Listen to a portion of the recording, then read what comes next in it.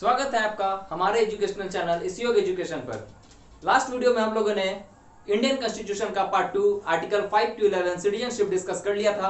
आज हम लोग डिस्कस करेंगे हमारे कॉन्स्टिट्यूशन का part 3 that is fundamental right, जो कि हमारा आर्टिकल 12 से आर्टिकल 35 तक है। बट इस वीडियो में हम लोग आर्टिकल 12 से लेकर आर्टिकल 18 तक डिस्कस करेंगे, क्योंकि एक ही वीडियो में डिस्कस नहीं करेंगे क्योंकि वीडियो काफी लंबा हो जाएगा। देखिए, सबसे पहले ये समझिए फंडामेंटल राइट है क्या। हर देश अपने नागरिकों को जीने के लिए एक फंडामेंटल राइट्स देती है। हमारे देश ने भी हम लोगों को जीने के लिए फंडामेंटल राइट दिया है, जिसे हम लोग हिंदी में मूल अधिकार या मौलिक अधिकार कहते हैं। सबसे पहली बात यह आता है कि फंडामेंटल राइट आखिर आया कहां से हमारे संविधान में। इस चीज को हम लोगों ने लिया है फ्रॉम यूएसए कॉन्स्टिट्यूशन, अमेरिका के संविधान से लिया है। इसका मतलब ये नहीं कि हम लोगों ने कॉपी पेस्ट कर दिया। सबसे बेस्ट बुक है पॉलिटिका लक्ष्मीकांत, जो सारे सिविल सर्विसेज एग्जामिनेशंस के लिए आपके लिए सबसे हेल्पफुल होगा। उस बुक में साफ लिखता है salient features of Indian constitution में कि हम लोगों ने रैंसैक किया। रैंसैक मींस होता है किसी भी दूसरे देश से यदि आप अच्छी चीज को ले रहे हैं उसे रैंसैकिंग बोले हमारे बी आर अम्बेडकर ने। देखिए, इस फंडामेंटल राइट में हम लोग का आर्टिकल 12 से लेकर 35 तक है, तो आज हम लोग डिस्कस कर लेंगे आर्टिकल 12 से। सबसे पहले देखिए, फंडामेंटल राइट हम लोग ये समझ लेते हैं कि इसका डेफिनेशन क्या है। ये फंडामेंटल राइट ऐसा अधिकार है जिसको कि ना तो कोई व्यक्ति ना तो हमारी सरकार हमसे छीन सकती है। यदि आपके फंडामेंटल राइट का हनन होता है तो आप सीधा सुप्रीम कोर्ट या हाई कोर्ट जा सकते हैं। यहां पर मैंने साफ साफ लिख दिया, पब्लिक नहीं छीन सकती है, ना तो हमारी गवर्नमेंट छीन सकती है। यदि इसे कोई रोक सकता है कुछ पल के लिए, कुछ देर के लिए, तो वो है भारत के राष्ट्रपति। क्योंकि कुछ आपातकालीन सिचुएशन ऐसे आते हैं, जैसे आर्टिकल 352 के तहत हमारे राष्ट्रपति के पास पावर है राष्ट्रीय आपातकाल लगाने का, दैट इज नेशनल इमरजेंसी, तो उस समय हमारे फंडामेंटल राइट लिमिट हो सकते हैं। आर्टिकल 356 के तहत हमारे राष्ट्रपति को पावर है स्टेट इमरजेंसी लगाने का, तो उस समय भी हमारे फंडामेंटल राइट लिमिट हो सकते हैं। मतलब कुछ देर के लिए रोका जा सकता है, परमानेंटली आपके फंडामेंटल राइट को खत्म नहीं किया जा सकता है। यदि परमानेंटली कोई खत्म कर सकता है तो वो है संसद। लेकिन इसके ऊपर भी बहुत सारे कानून बने हुए हैं कि संसद भी वैसे कानून नहीं बना सकती है जो हमारे फंडामेंटल राइट या इंडियन कॉन्स्टिट्यूशन के अगेंस्ट करता हो। रक्षक है हमारा सुप्रीम कोर्ट और हाई कोर्ट। यदि आपके मौलिक अधिकार का हनन हुआ है तो आप सीधा सुप्रीम कोर्ट जा सकते हैं आर्टिकल 32 के तहत, और आप हाई कोर्ट भी जा सकते हैं। ठीक है, नेक्स्ट हम लोग डिस्कस कर लेते हैं व्हाट इज आर्टिकल 12। आर्टिकल 12 में सबसे पहले यह डेफिनेशन दिया गया है मौलिक अधिकार क्या होता है। नेक्स्ट बोलता है आर्टिकल 12, कोई भी स्टेट फंडामेंटल राइट को खत्म नहीं कर सकती है। स्टेट का मतलब राज्य मत समझिएगा। देखिए, संविधान की परिभाषा थोड़ी अलग होती है। संविधान के अनुसार स्टेट बोला गया है यहाँ पर central government, state government, local government. Local government उसे कहते हैं जो हमारे लोकल बॉडीज होते हैं, जैसे कि यदि आप शहरी क्षेत्र में हैं तो वार्ड काउंसिलर होंगे, यदि आप ग्रामीण क्षेत्र में हैं तो वहां पर मुखिया होते हैं। लेकिन ये जो सेंट्रल गवर्नमेंट, स्टेट गवर्नमेंट और लोकल गवर्नमेंट है, ये लोग कुछ रूल्स बना सकते हैं जिससे समाज में अराजकता नहीं फैले और सब कुछ सिस्टमेटिक वे में चल सके। फॉर एग्जाम्पल देखिए, इलेक्ट्रिसिटी बोर्ड, आप इलेक्ट्रिसिटी यूज करते हैं तो उस पर कुछ पैसा देना है। यदि ये रूल है कि यदि आपका इलेक्ट्रिसिटी बहुत ज्यादा हो जाता है और आप उसका बिल नहीं पे करते हैं तो आपकी इलेक्ट्रिसिटी कनेक्शन कट कर दी जाएगी। नेक्स्ट है आपका एयरपोर्ट अथॉरिटी। देखिए, एयरपोर्ट अथॉरिटी भी एक अपने आप में ही स्टेट है। क्यों? एयरपोर्ट अथॉरिटी भी कुछ रूल बना सकती है। यदि आपका घर एयरपोर्ट के आसपास है तो वहां का रूल होता है कि आप एयरपोर्ट के आसपास यदि आपका घर है तो आप अपना घर 6th फ्लोर से ऊपर नहीं बना सकते हैं। That is rule. ठीक है, ये हमारा आर्टिकल 12 हो गया। आर्टिकल 13 बात करता है डेकोरेशन के बारे में। डेकोरेशन का मतलब होता है अल्पीकरण। और अल्पीकरण, देखिए इसका मतलब क्या हुआ, इसमें साफ साफ यह कह दिया गया है, ये जो हमारा इंडियन कॉन्स्टिट्यूशन है, इंडियन कॉन्स्टिट्यूशन से पहले भी बहुत सारे लॉज बने थे, नियम बने थे। आईपीसी की धाराएं वगैरह 1968 की ही बनी, सॉरी 1968 नहीं, 1868 की ही बनी हुई है, तो वो सब लागू रहेंगे। लेकिन यदि उनमें से कुछ नियम वर्तमान संविधान को हनन करता हो या उसे हानि पहुंचाता हो तो उसे खत्म किए जा सकते हैं। जैसे फॉर एग्जांपल देख सकते हैं, ये 3 तलाक जो खत्म किया गया, 3 तलाक में 3 तरह का तलाक की बात की गई है, तलाक के हसन, तलाक के अहसन, तलाक के बिद्दत। तो उसमें से तलाक के बिद्दत को हमारी खत्म कर दिया गया है। उसी तरह से एक और एग्जांपल देख सकते हैं, पहले की नियम के अनुसार यदि देखा जाए तो जो लोग निम्न वर्ग के हैं, निम्न जाति से बिलोंग करते थे, उन्हें कक्षा में बैठ करके पढ़ाने नहीं दिया जाता था, उन्हें कक्षा से बाहर बैठने दिया जाता था। तो क्या वो नियम अभी लागू रहेंगे? नहीं, वो नियम अभी लागू नहीं है, उन सभी को खत्म कर दिया गया। और इसी में साफ साफ बोल दिया गया है कि यदि संसद आगे कभी भी कोई भी नियम बनाती है तो इस चीज का ध्यान में रखे कि वह वर्तमान संविधान के फंडामेंटल राइट को ठेस नहीं पहुंचाता हो। और साथ ही साथ ये डेकोरेशन के बारे में बात करता है कि यदि आपके फंडामेंटल राइट को दे दिया गया है तो इसका मतलब कि आप मिसयूज नहीं कर सकते। जैसे आर्टिकल 19 के तहत ये बोला गया है right to reside anywhere in India, तो क्या आप पार्लियामेंट में जाकर रह लेंगे? नहीं, आप ऐसा नहीं कर सकते हैं।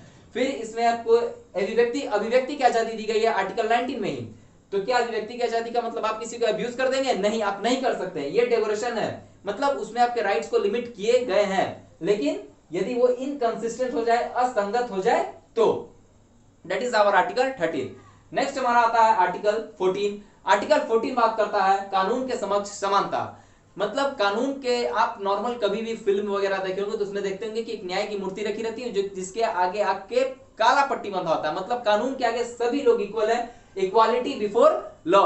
यदि कोई गलती एक राष्ट्रपति करे या वो गलती कोई एक आम नागरिक करे, दोनों को सजा समान मिलेगा। लेकिन एक राष्ट्रपति और राज्यपाल में थोड़ा सा फर्क है। फर्क क्या है? देखिए, एक बात ये बोला गया ना कि यदि राष्ट्रपति को सजा मिलेगा, लेकिन उसे तब तक सजा नहीं मिलेगा जब तक कि वह राष्ट्रपति, यदि राष्ट्रपति कोई गलती करते हैं तो पहले उनको उनके पद से हटाइए, उसके बाद उन्हें सजा दिया जाएगा। क्योंकि राष्ट्रपति के पास एक पावर है आर्टिकल 72 के तहत कि वो किसी की भी गलतियों को क्षमा कर सकते हैं। तो यदि उन्हें सजा होगा तो वो सीधा एक लाइन में लिखेंगे कि मैं अपनी गलतियों को माफ करता हूं।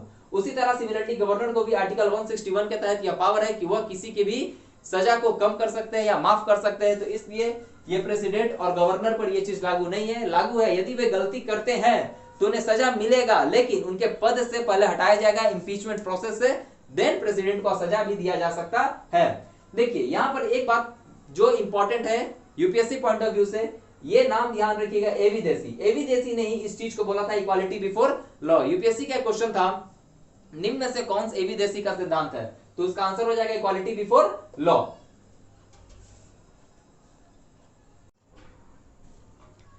नेक्स्ट हम लोग का आर्टिकल नंबर 15।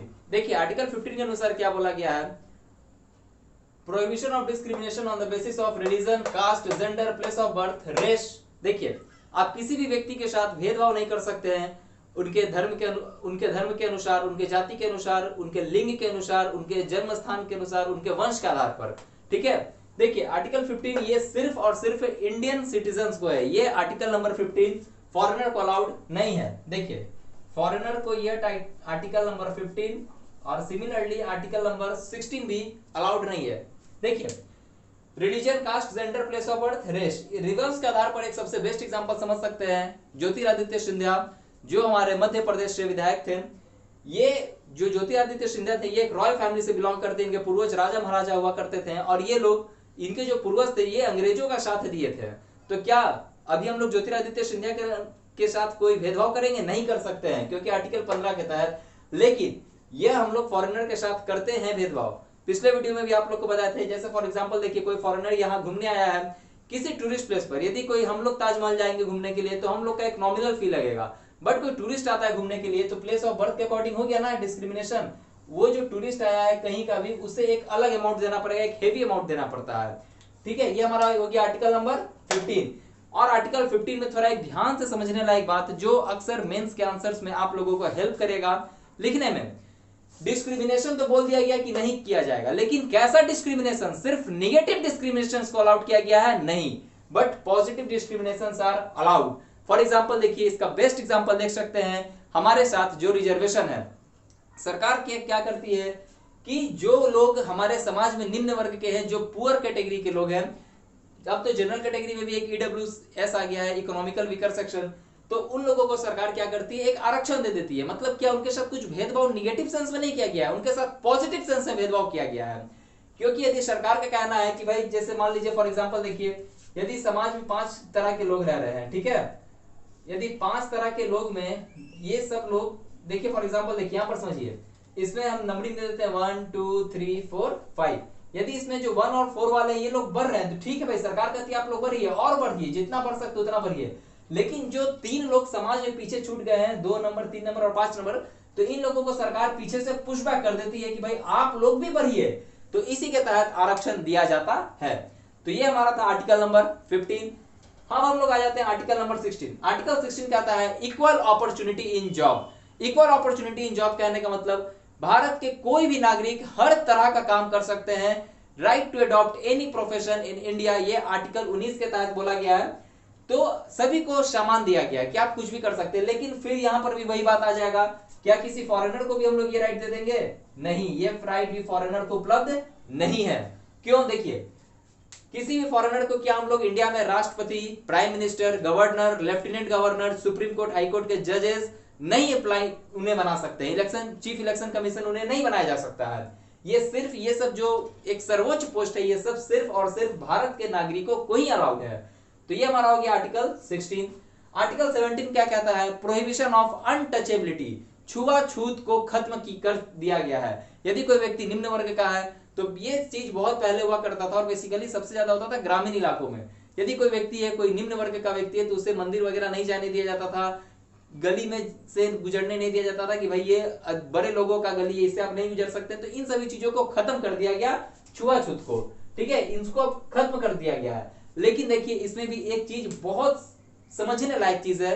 अभी जो पेंडेमिक चल रहा है, कोरोना वायरस, इस कोरोना वायरस में इस अनटचेबिलिटी को अलाउड किया गया बस सिर्फ एक सेंस में।